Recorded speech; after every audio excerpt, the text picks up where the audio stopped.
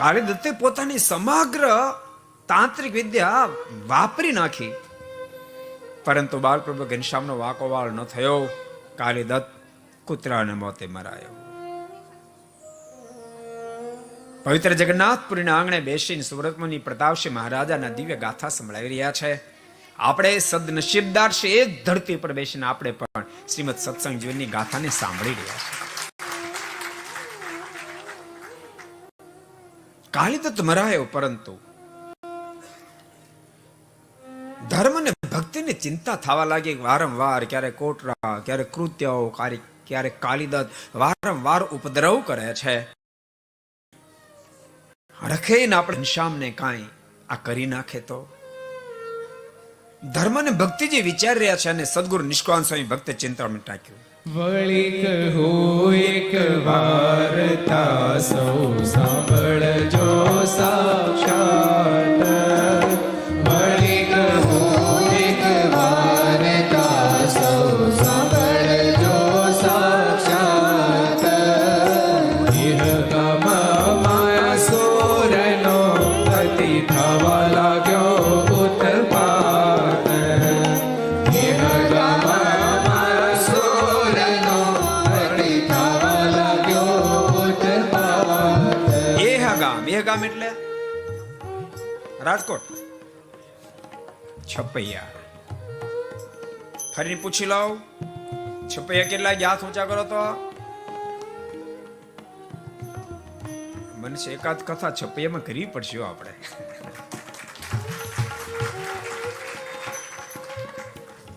પોણી 400મી કથા કરી હતી આપણે છપૈયામાં. 8-10 હજાર ભક્તો લઈને ગયા હતા. લગભગ 4 કરોડ રૂપિયા યજમાને ખર્ચ્યા હતા. બીજા જો કોઈ યજમાન મળી જાય ને તો પાછી ઠપકારી દઈએ. 409મી તો 425 જીકી દઈએ. નહીં બ્રહ્મસ્વામી, તમારે ધ્યાનમાં છે કોઈ યજમાન? નહીં.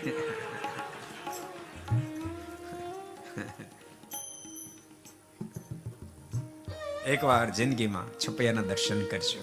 બહુ દિવ્ય ધામ છે. અયોધ્યાથી માત્ર 30 કિલોમીટર થાય. અમે તો અનેક ફરી ગયા છીએ. શેખ સરદારથી ચાલતા ચાલતા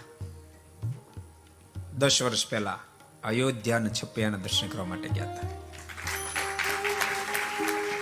1.5 મહિને પહોંચ્યા હતા. રોજના 45 કિલોમીટર ચાલતા હતા પર ડે. મજા આવી ગઈ. તો કરો કાર્યક્રમ કરો છો ચાલવાનો તો ગોઠવી દઈએ આપણે હવે આપણી કેપેસિટી નથી. હવે ન ચાલે. ગોઠવી દઈ. કેટલા જાવ ચાલતા ચાલતા? હાથ ઊંચા કરો. કેટલા જવું છે ચાલતા ચાલતા? હવે 12 જણા કોણ નવરું આયોજન કરો? 200-300 જણા હાથ ઊંચા કરે તો વિચારીએ. છપૈયા અનેક ફેરી દર્શન થયા ઠાકોરજીની ઈચ્છાથી. અયોધ્યાથી ઘણી ફેરી ચાલતા ચાલતા છપૈયા ગયા છે. ઘણી ફેરી જ્યારે યાત્રાને જાય ત્યારે અયોધ્યાથી ચાલતા ચાલતા છપૈયા જઈએ. બહુ દિવ્ય ધામ છે. કાલ કરતા સાઉન્ડ થોડુંક જુદું છે. કાલની કોપી કરી નાખીને તો મજા આવી જાય. તને મેં થેન્ક યુ કહી દઉં. પરમ પૂજ્ય મહારાજનું આગમન થઈ ગયું. એકવાર જોરદાર તાળીથી આપણે અહીંયા બેઠા બેઠા વધાવો.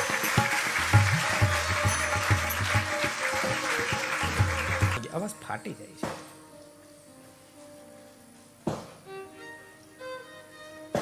કે ઘનશ્યામ આપણી મીરાત સાચી સંપત્તિ છે. રખે ને કાંઈ જો એને થઈ જશે તો આપણે નિર્ધન થઈ જશું. માટે ઘનશ્યામના સંરક્ષણ માટે આપણે છપૈયાનો ત્યાગ કરવો જોઈએ. છપૈયાની નરનારીઓ પ્રભુને ધર્મદેવ ભક્તિ માતાને ખૂબ રોક્યા છે, પરંતુ તેમ છતાંય ધર્મ અને ભક્તિ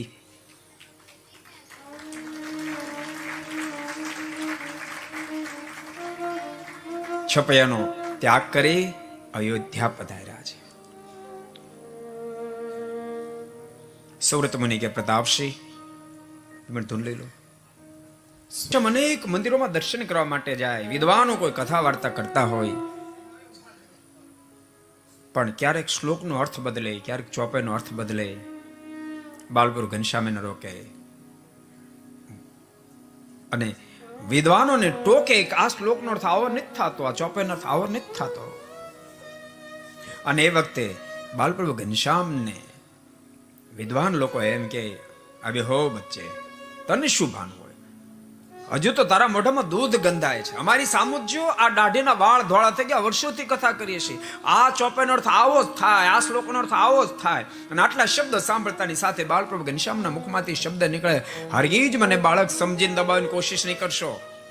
આપ એમ કહેતો કે આ ચોપાઈનો અર્થ આવો થાય, તો બાલકાંડના પૂર્વાર્ધ ભાગમાં આ વાતને આમ રજૂ કરીએ છીએ, ઉત્તરાર્ધ ભાગની અંદર આ વાતને આમ રજૂ કરીએ છીએ, અયોધ્યા કાંડની અંદર આ વાતને આમ બતાવીએ છીએ, અરે સુંદર કાંડની અંદર આ વાતને આવી રીતે રજૂ કરવામાં આવી છે, લંકા કાંડ અને અરણ્ય કાંડની અંદર આ વાતને આમ રજૂ કરવામાં આવી છે.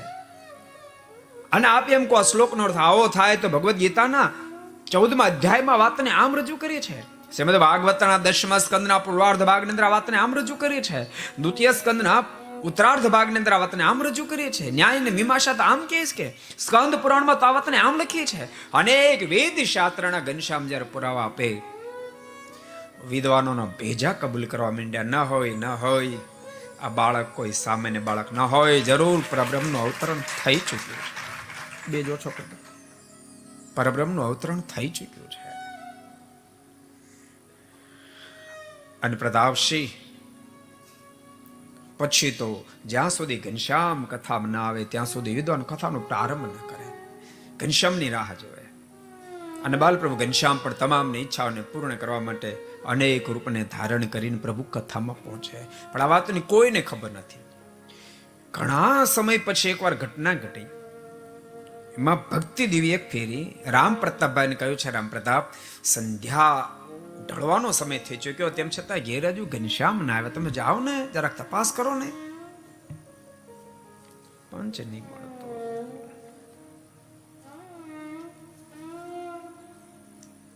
રામ પ્રતાપભાઈ ઘનશ્યામ પ્રભુને લેવા માટે હનુમાન ગઢીએ જાય છે. હનુમાન ગઢી કેટલા ગયા? ઊંચાત કરો. એ તો અયોધ્યા ગયા એટલા જ ગયા હોય ને, બીજા ક્યાં જાય કહો. બાલપ્રભુ ઘનશ્યામ કથા સાંભળતા એક તાર થઈ ગયા. રામ પ્રતાપભાઈ વંદના કરીને કહ્યું છે, ઘનશ્યામ તમને ઘેરે માં બોલાવે છે. બાલપ્રભુ ઘનશ્યામ કીધું, જરાક જન્મભૂમિમાં આપ દર્શન કરતા હો, ત્યાં સુધીમાં કથા પૂરી થાય પછી આપણે બે ભાઈ સાથે જશું. રામ પ્રતાપભાઈ જાય જન્મભૂમિમાં જાય તો બાલપ્રભુ ઘનશ્યામ એક પૈકી ઉભા માળા ફેરવતા હોય. દર્શનાર્થી લોકોને પૂછ્યું, અહીં ઘનશ્યામ ક્યારે આવ્યા? ઘનશ્યામ તો 2 કલાકથી માળા કરે છે. જ્યાં કઈ ભૂનમાં જાય તો પ્રભુ ધ્યાનમાં બેઠા હોય. ઘનશ્યામ ક્યારે આવ્યા? ઘનશ્યામ તો 2-3 કલાકથી ધ્યાન કરે. અને પછી તો જેટલા મંદિરમાં ગયા છે, દરેક મંદિરમાં બાલપ્રભુ ઘનશ્યામને જોયા છે. 20 સ્વરૂપે ઘનશ્યામને જોયા છે.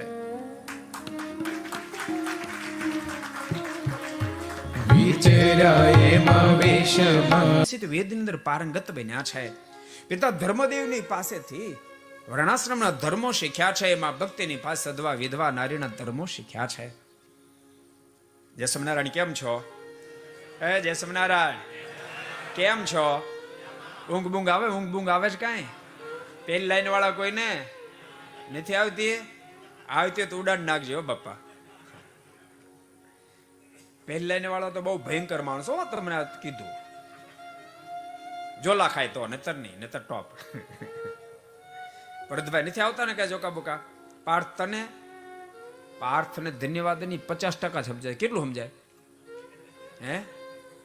50% નહીં. માનવ કેમ છો? બસ મજામાં. તો કેમ છે ધ્રુવે? સારું તમને? બધાને સારું? ઠાકોર બાકોર જમાડી લીધા કે બાકી છે? બાકી તો જમાડતા આવજો. તમે પાણી પીરી ખાઈ આવજો, પણ મહેરબાની કઈ જોકા નહીં ખાતા. જરૂર પડે 2-5 હજી ખાઈ આવો તમે, જાઓ. સાંભળ્યું તમે શું કીધું? જરૂર પડે તો પાણી પૂરી ખાઈ આવો, પણ જોકા મહેરબાની કઈ ખાતા નહીં.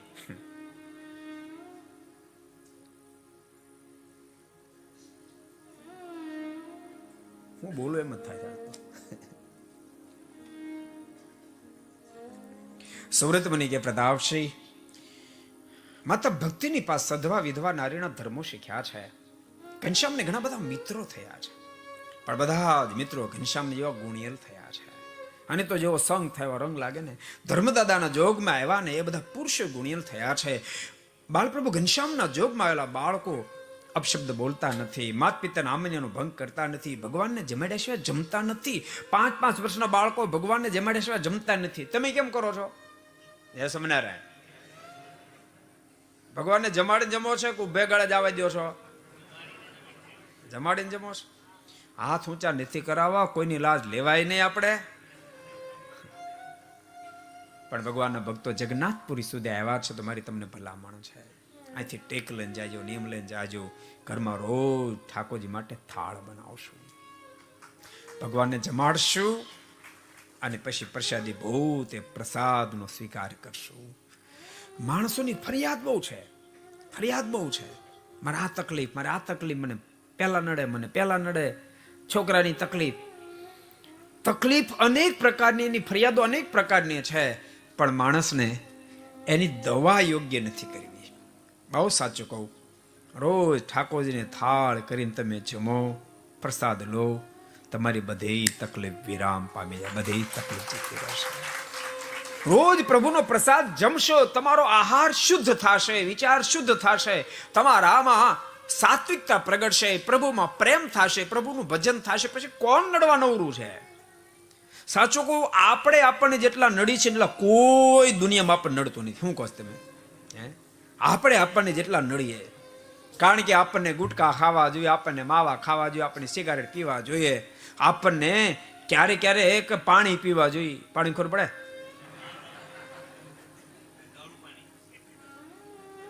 દ્રાક્ષનું. આપણને જેટલા નડે એટલા કોઈ નડતા નથી. બીજા નંબરમાં આપણને જેટલી હેલ્પ કરી શકશું એટલે દુનિયામાં કોઈ નહીં કરી શકે. જેથી આપણે બદલશું તે દાડે આપણે આપણા આત્માનું જેટલું સહી કરી શકશું એટલું કોઈ નહીં કરી શકે. એટલે આપણા ખુદના ઉપર બહુ મોટો આધાર છે. અહીં બેસીને સાંભળીને કહું છું, ઘરે બેસીને સાંભળીને કહું છું, બાપ જીવનને દિવ્ય બનાવજો. જગન્નાથપુરી સુધી જ્યારે આવ્યા છો ને ત્યારે સંકલ્પ કરીને જાજો. કોઈ વ્યસન કોટેવ કુલક્ષણો હોય તો એમ મૂકીને જાજો. બીડી તમાકુ ગુટકા હોય તો છોડ દેજો, સ્વભાવ હોય તો છોડજો. યાદ રાખો, શેખ જગન્નાથપુરી સુધી 2000 કિલોમીટર અંતર કાપીને આવ્યા, અને આવ્યા પેલા બીડી પીતા હતા, જઈને પાછા બીડી પીઓ. જગન્નાથપુરી આવીને અર્થ શું? જગન્નાથપુરી આવ્યા પેલા ગુટકા ખાતા હતા, માવા ખાતા હતા, અને ઘેરે જઈને પાછા એને ઠપકારો. જગન્નાથપુરી આવ્યાનો અર્થ શું? જગન્નાથપુરી આવ્યા પેલા બે કટકા ઠપકારતા હતા, એમ ખબર પડે? એ પ્રફુલભાઈ, જગન્નાથપુરી આવ્યા પેલા બે કટકા ઠપકારતા હતા, અને જૈન પાછા ઠપકારો, તો જગન્નાથપુરી આવ્યાનો અર્થ શું? યાત્રામાં આવવાનો અર્થ શું? પ્રતિભા તમારે પડકે બેઠે ભગનામું તમારા સંબંધી, તમે રાજુ બેઠા એમનો શું નામ? રાજુભાઈ ને? રાજુભાઈ. તો જગન્નાથપુરી આવ્યાનો અર્થ શું કહો? જીવન ન બદલે તો શું અર્થ છે? જીવન બદલજો. હવે રાજુભાઈ આપણે થઈ ગયો કોન્ટેક્ટ, હવે નો પ્રોબ્લેમ. સમજાણું? હવે રાજુભાઈ નું વારંવાર બોલાવી લેવાનું, અને એમ લાગે બોલાવવાની જરૂર તો બોલાવી લઈશ, નહીતર કાંઈ નહીં. હું રાજુભાઈ બે જાણીએ, એમાં કોઈ ત્રીજાનું ખબર, બીજા જાણે કોઈ? હા, આપણે બે જાણીએ નહીં? આપણે બે જાણીએ છીએ ને.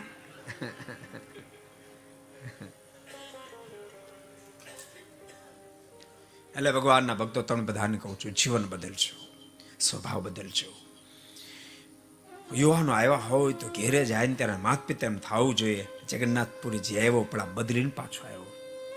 વડીલો આવ્યા હોય તો ઘેરે દીકરાને વહુને એમ થવું જોઈએ, અમારા સાસુ સસરા જગન્નાથપુરી જે આવ્યા, યાત્રા કરી આવ્યા, કથામાં જે આવ્યા, પણ જીવન બદલીને આવ્યા, એમ અનુભવ થવો જોઈએ. સાંભળો છો? તો આ કથા આપણી, અમારી તમારી બધાને સાર્થક થઈ જશે. 5-5, 7-7 વર્ષના બાળકો પ્રભુને જમાડ્યા સિવાય કશું જમતા નથી. એટલે કહું છું, જરૂર નિત્ય ઘરમાં થાળ ઠાકોરજીનો કરજો, ભગવાનને જમાડીને જમજો. દૂધ, પાણી, ઘી, તેલ એને કપડાથી ગાળીને વાપરજો. એકવાર પાણી અનગળ થયા પછી 12 કલાક ગાળવું પડે, બાકી અન્ય વસ્તુ એકવાર ગાળ્યા પછી ફરી અનગળ થતી નથી, સિવાય અંદર કઈ જીવાત પડે અને મરી જાય તો ફરી ગાળવી પડે, ને તો ગાળવું પડતું નથી.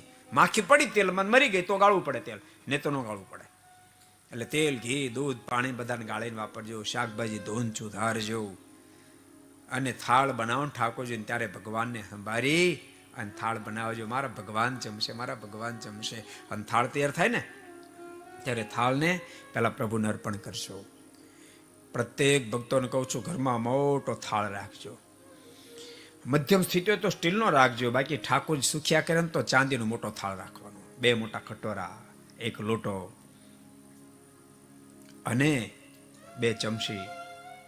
અને યાદ રાખજો, થાળમાં એક વ્યવસ્થિત માણસ જમે એટલે 8-10 રોટલી, પૂરી, કટોરો શાક, દાળ, જે બનાવ્યું તે, મંસુરિયમ જે હોય તે વ્યવસ્થિત થાળ ધરાવજો. ને તો અમુક તો વેતની ડીશ રાખી, કેટલીક વેતની, અને એમાં પૂરી જેવડી 2 રોટલી મૂકે. અમારે કાઠિયાવાડની જાફરાબાદી ભેંસના ડોળા જેવી વાટકી હોય, તળિયું ઢકેલી દાળ હોય, 2 ફડવા શાક હોય, અને પછી થાળ ધરાને ઠાકોરજી કે ખૂબ જમજો, ખૂબ જમ. ઠાકોરજી કે વ્યાતો ને 2 અડબક જીકાશ, આમાં કશું મૂક્યું તું શું ખાવું. એટલે સ્ત્રી ભક્તો ખાસ આની નોંધ લે, બહુ પવિત્ર પડે થાળ બનાવે, અને પવિત્ર થાળ બનાવી અને ઠાકોરજીને ધરાવે. 5-10 મિનિટ થાળ રહેવા દે ને પછી ઉતારી દાળ ભેળી દાળ, શાક ભેગું શાક, રોટલી ભેળું રોટલી, બધું પ્રસાદીનું કરીને પછી ભોજન કરજો. અમુક તો થાળ ઠાકોરજી ધરાવ પણ દેખાડીને હાલતા થાય. ઠાકોરજી કે ભલામણા ખાવાનો દે કઈ નહીં, જોવા દે તે બનાવ્યું છે શું,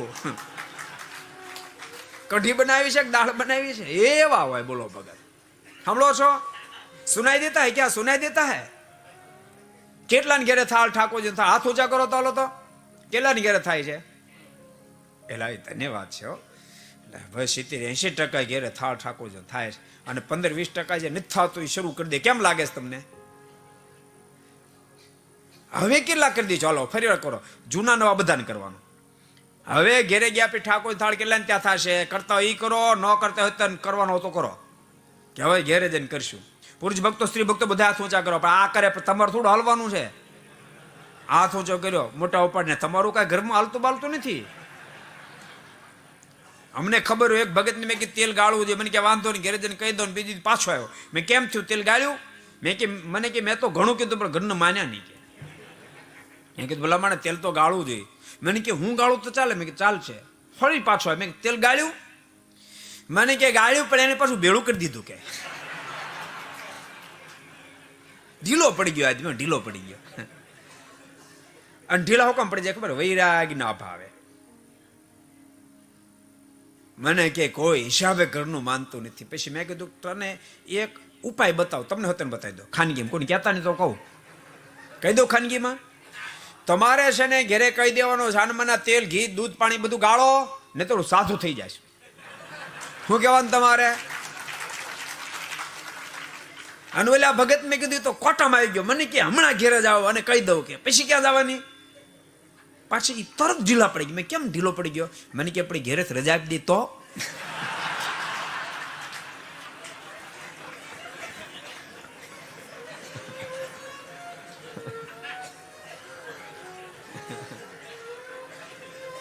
એટલે તમારું કશું હાલતું નથી, એટલે તમારો વાંક ઓછો. પણ સ્ત્રી ભક્તો પણ આ કથામાં જયારે આવ્યા છો, ઘેરે બેસી સાંભળતા બધા નોંધ લેજો. ઠાકોરજીને થાળ જમાડીને પછી જમજો. માત્ર ભક્તિદેવના યોગમાં આવેલા સ્ત્રી ભક્તો પણ મહાન ગુણિયલ થયા છે. હરિદાસુલા વગેરે ધર્મનું પાલન કરે છે, ભગવાનને રાજી કરવા માટે રાત દાડો દાખલો કરે એવા સધવા વિધવા નારીઓ તમામ ગુણિયલ થઈ છે.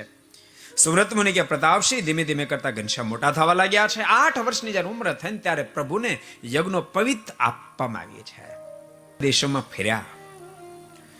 ગુજરાતી કે નોકર ન હોય, ગુજરાતી જ્યાં જાય ને બોસ જ થાય. બોલો, બોસ જ થાય. દુનિયાનો કોઈ દેશ એવો નથી જ્યાં ગુજરાતી ન હોય. અરે દેશને ક્યાં કરો, વિદેશનું ગામડું એવું નથી જ્યાં ગુજરાતી ન હોય. તમે કલ્પના કરો, અમે હમણાં કેનેડા હતા ને, એક ભગત કે સ્વામી ત્યાં એક પ્રાંત એવો છે કે ત્યાં શિયાળો હોય ને ત્યારે જવું સરળ પડે, ઉનાળામાં જવું કઠિન. કારણ કે શિયાળામાં વચ્ચે બહુ મોટી નદી છે, એ આખી બરફની થઈ જાય, એના પર ટ્રકો હાલીને જાય પછી, એટલે સરળ થઈ જાય. એક ફીના લોકો ફરવા માટે એમ ફરવા માટે ગયા. વિચાર થતો હતો કે અહીંયા આપણું ગુજરાતી ભોજન વગેરેનું કેમ થાય. અમે ગયા ને ત્યાં તો જબરજસ્ત આપણા ગુજરાતીની હોટેલ, મોટેલ એની, અને ગુજરાતી ભોજન. ગુજરાતી ક્યાં નથી ગયા. બહુ સાચું. અમારે છે ને બિહારમાં આ જગન્નાથપુરની કથા રાખી ને એ જ વખતે બિહાર થઈને સીધો આવેલો. આપણે બિહારમાં ત્યાં ખેરા ગામમાં મંદિર બંધાયું છે દરભંગા જિલ્લામાં. એટલે મંદિરના કાર્ય માટે હું ગયેલો.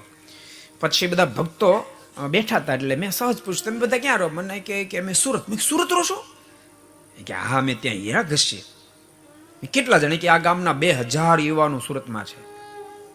મેં કીધું એમાં શેઠ કેટલા? મને કે શેઠ હે કે નહીં, બધા ઘસે છે. અને યાદ રાખજો, ત્યાંથી અમે અહીંયા જગન્નાથપુરી આવતા હતા તો વચ્ચે આસનસોલ ગયા. અમારા સરદારને એક ભગત, મને ખબર એટલે હું ગયો. હું ત્યાં ગયો ને તો મોટા જબરા બિલ્ડર, એક ગુજરાતી બિલ્ડર અને ઓલ્યા 2000 બધા ઘસે. મેં કીધું ભલા મને કોઈ શેઠ નહીં કે પણ કોઈ સપોર્ટ નથી કરતો. બોલો, સપોર્ટની વાટે ઉભા રહે, સપોર્ટની વાટે ઉભા રહે. બાપે કાર્ય ન કરી શકે, સ્વયં પોતે સપોર્ટ રૂપ બની જાય એ જ કાર્ય કરી શકે. એટલે ગુજરાતની વાત બહુ ન્યારી છે. એટલે રાજુભાઈ આપણા ગુજરાતી છે, મિનિસ્ટર છે, અહીંયા આદિવાસી વિસ્તારમાં બહુ અદ્ભુત કામ કરે છે. રાજુભાઈ બધી હિસ્ટ્રી તમારી મને ખબર હો, બધી ખબર. આ રાજુભાઈ એ ગુજરાતી, તમે મિત્ર એને મને બધું કીધેલું પેલા. આજ નહીં કેટલી ફેરી તમારી વાતો મને કરી. મને કે બહુ સરસ કામ કરે છે. આદિવાસી વિસ્તારમાં કેટલીક કન્યાઓને દર વર્ષે પોતે લગ્ન કરાવી આપે, સમૂહ લગ્નમાં બધો જ ખર્ચ કરે.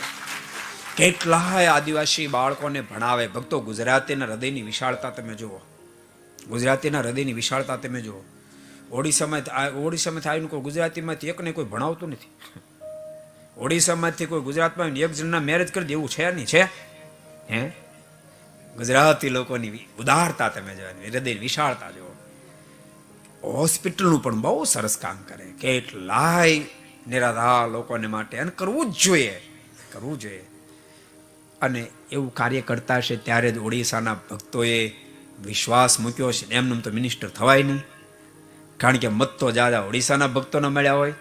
એને કેટલો બધો વિશ્વાસ રાજુભાઈ પર મૂક્યો હશે ને એ વિશ્વાસને અદા કરી રહ્યા છે. એટલે એકવાર જોરદાર તાળીઓ દાવો. હજી રાજુભાઈ મારે જિમ્મેદારી મૂકવાની તમારી માથે મૂકવાની છે ને. આપણે હજી ગુજરાતનું ગૌરવ અહીં ખડું કરવાનું છે અને અહીંનું નિર્માણ કરવામાં થોડું કામ અટકે છે. એ તમારા ખભા પર મૂકું છું જિમ્મેદારી, એ તમારે પાર ઉતારવાનું છે.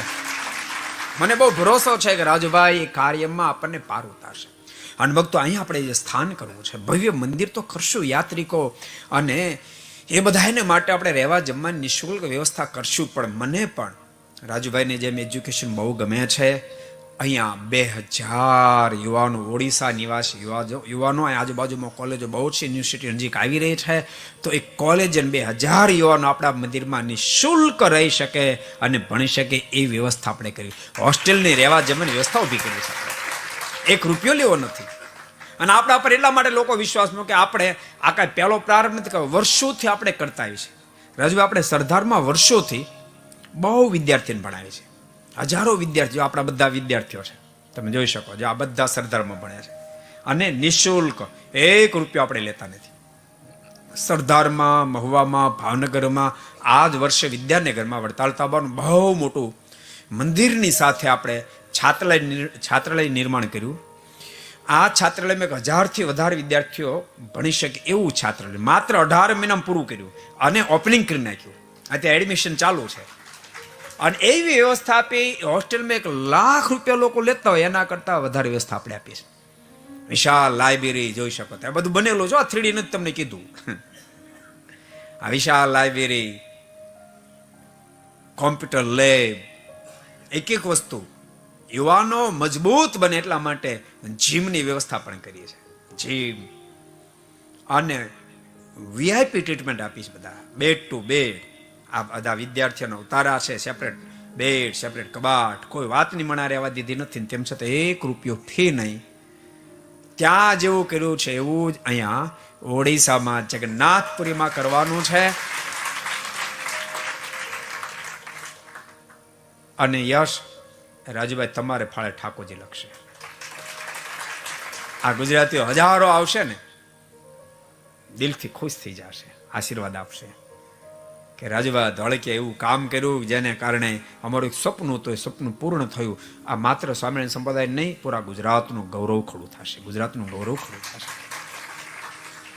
આ વિસ્તાર, ઓડિશાના વિસ્તારના લોકો આપણા ગુજરાતીના હૃદયને સમજતા થશે કે ગુજરાતીના હૃદયમાં શું વિશાળતા છે, એને સમજતા થશે. જે લોકો નહીં સમજતા હોય, કદાચ ભાષા આપણી નહીં સમજે, આપણી ભાષા નહીં, આપણી ભાવનાને તો 1000% એ સમજી શકશે. કારણ કે અહીંયા કોના બાળકો ભણવાના? કોઈ લ્યો, અહીં ઓડિશામાં, ગુજરાતમાંથી કોક આવશે. ઓડિશા નિવાસી જ બાળકો અહીંયા અભ્યાસ કરશે. અને મેં કીધું એમ ગુજરાતીના હૃદય તો વિશાળ છે. માત્ર ગુજરાત આપણું નથી, આખો ભારત દેશ આપણો છે. આખો ભારત દેશ આપણો છે. ભારતવાસીઓ સુખી થાય એ આપણું લક્ષ્ય અને ધ્યેય હોય. એટલે રજભાઈ એવા ખૂબ આનંદ થયો. આમ તો ઘણી ફેરી અમારે રાજભાઈ પટેલે વાત કરેલી, મારે અચ્યુત સ્વામી પણ વાત કરે, આનંદ થયો. આજે પરમ પૂજ્ય મારે મહારાજશ્રી પણ પધાર્યા છે, અનેક સંતો પણ પધાર્યા છે. થોડી વારમાં આવશે, આપને દર્શનનો પણ લાભ પ્રાપ્ત થશે.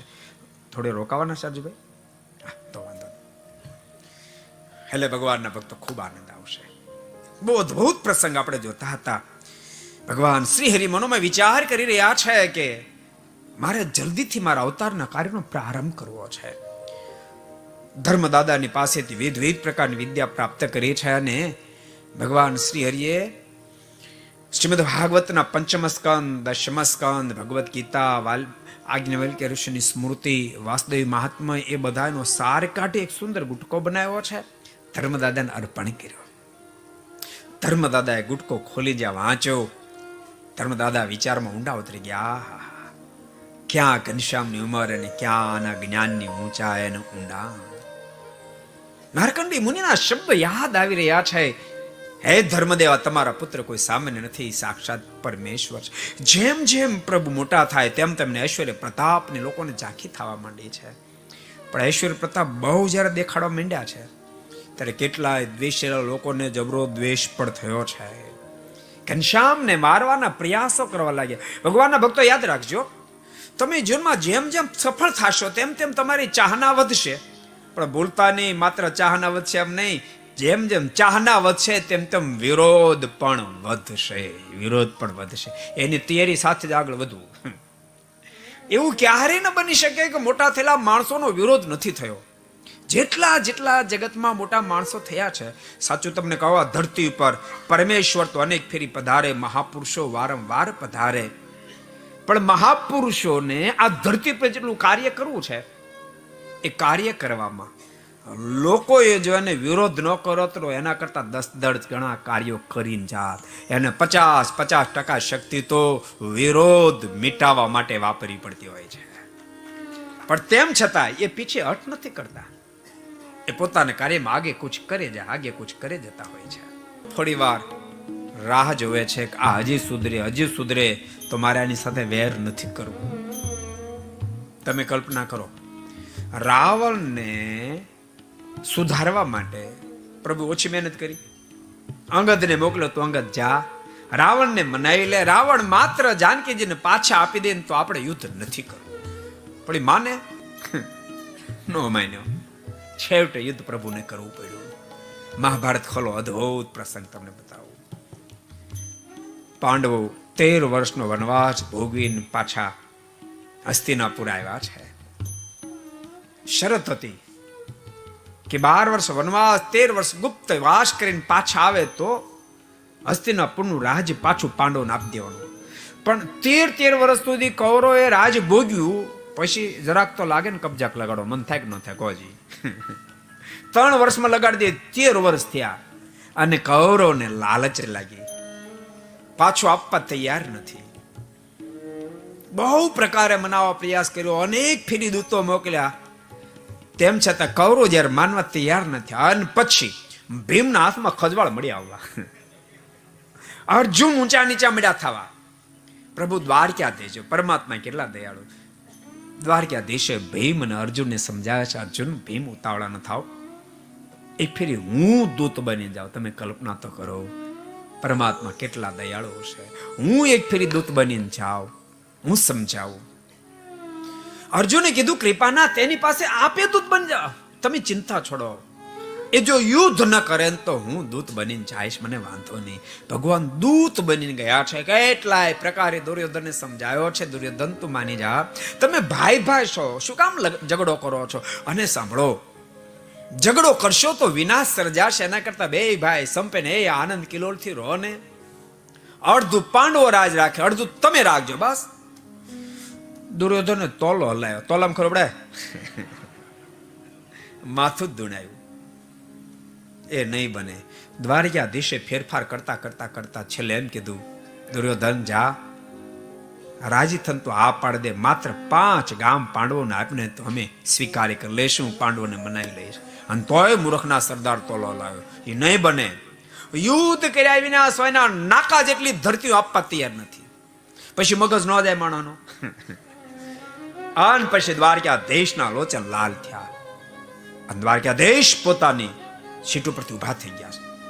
દુર્યોધનને કીધું, દુર્યોધન તારે યુદ્ધ જ કરવું છે ને, તો કાન ખોલીને સાંભળી લેજે, હું તને યુદ્ધનો જાહો આપીને જાઉં છું. પણ એ વાત ભૂલતો નહીં, યુદ્ધના મેદાનમાં જ્યારે પાગલ બનીને ભીમ આવીને બહુ થરાટી બોલાવવા માંડશે ને, ત્યારે ગાંધારીના સોમાથેકીની તેવડ નથી ભીમની સામે ટક્કર ઝીલી શકે. અને અર્જુન ગાંડીવ લઈને જ્યારે તૂટી પડશે ને, ત્યારે સોમાથેકીને તેવડ નથી કે અર્જુનની સામે ટક્કર ઝીલી શકે. હું કાન જાઉં છું, યુદ્ધની તૈયારી કરજે. અને સાંભળો, વિજય તો પાંડવોનો થશે, વિજય પાંડવોનો થશે. આટલું બધું ભગવાન બોલ્યા પછી પણ જતા જતા હજુ વિચાર થયો કે યુદ્ધ ન થાય તો સારું. જતા જતા કર્ણનું કાંડું પકડ્યું અને કર્ણનું કાંડું પકડીને રથમાં બેસાડ્યો. નગરની બહાર લઈ જઈને પ્રભુએ કહ્યું છે, કર્ણ તું માની જા, આ તારા જોરે દુર્યોધન ઊંચો નીચો થાય છે, તું માની જા, તું માની જાનો તો હજારોનો સંહાર અટકી જશે. અને સાંભળ, તું જો માની જાને તો જા, હું વચનથી બદ્ધ બનું છું, હસ્તિનાપુરની ગાદી પર તારો રાજ્યાભિષેક હું કરાવીશ. કર્ણે કહ્યું છે, કૃપાનાથ હું જાણું છું કે મારા જોરે દુર્યોધન યુદ્ધનો જાહો આપી રહ્યો છે, પણ કૃપાનાથ આપ મને કહી રહ્યા છો હસ્તિનાપુરનું રાજ્ય આપીશ, પણ હું દુર્યોધનનો મિત્ર છું, હું દુર્યોધનને ધોખો નહીં દઈ શકું. માલિક એ મારાથી નહીં બની શકે.